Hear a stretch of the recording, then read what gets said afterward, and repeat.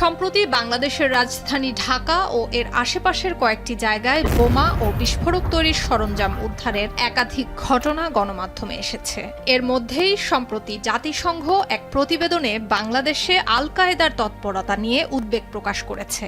জাতিসংঘ দিল্লির লালকেল্লায় হামলার পেছনেও গোষ্ঠীটিকে দায়ী করেছে। এতে করে উদ্বেগ তৈরি হয়েছে, তবে কি কোনো বড় পরিকল্পনা নিয়ে আবার উপমহাদেশের শক্তি সঞ্চয় করছে সন্ত্রাসী সংগঠন আল কায়েদা?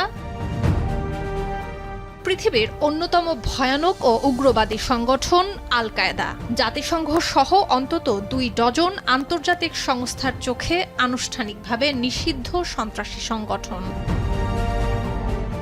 গল্প শুরু ১৯৭৯ সালে। তৎকালীন আফগান কমিউনিস্ট সরকারের পক্ষে সেখানকার ইসলামপন্থী বিদ্রোহ দমন করতে সোভিয়েত বাহিনী আফগানিস্তানে প্রবেশ করে। সোভিয়েত বাহিনীর বিরুদ্ধে লড়তে সে বছর আফগান মুজাহিদদের পাশাপাশি বিশ্বের বিভিন্ন দেশ থেকে হাজার হাজার মুসলিম স্বেচ্ছাসেবী আফগানিস্তানে আসেন। আফগান আরব নামে পরিচিত এই মুসলিম যোদ্ধাদের সশস্ত্র সহায়তা নেটওয়ার্ক হিসেবে ১৯৮৮ থেকে ১৯৮৯ সালের দিকে গঠিত হয় আল কায়েদা।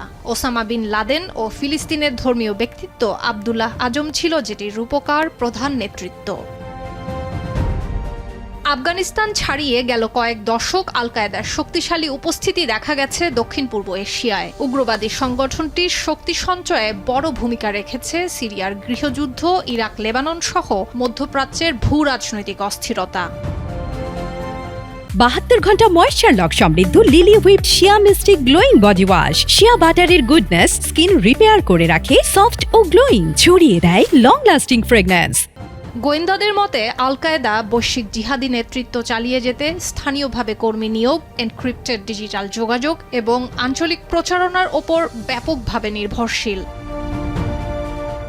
নিরাপত্তা বিশ্লেষকদের দাবি, আল কায়েদার আঞ্চলিক শাখা Al Qaeda in the Indian subcontinent বা AQIS তালেবান শাসিত আফগানিস্তানের নিরাপদ অঞ্চলগুলো কাজে লাগিয়ে দক্ষিণ এশিয়ায় সক্রিয় নেটওয়ার্ক গড়ছে।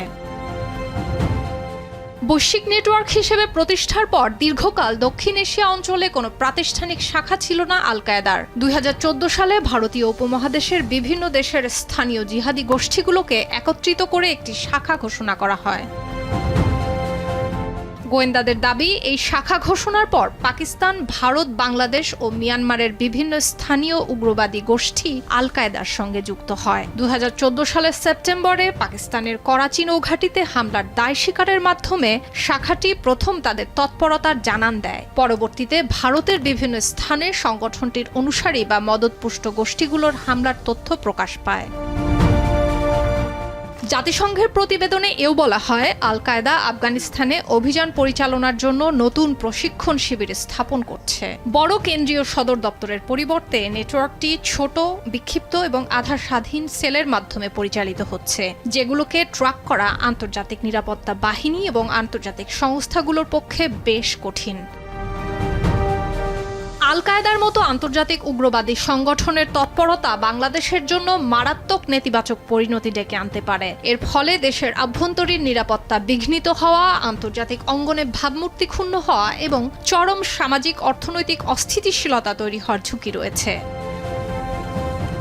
তবে আন্তর্জাতিক এই সতর্কতার পর দেশের আইনশৃঙ্খলা রক্ষাকারী বাহিনী ও গোয়েন্দা সংস্থাগুলো অনলাইন কার্যক্রম এবং আভ্যন্তরীণ নিরাপত্তার বিষয়ে নজরদারি বাড়িয়েছে। সুলতানা দিনা, এখন বিশ্ব।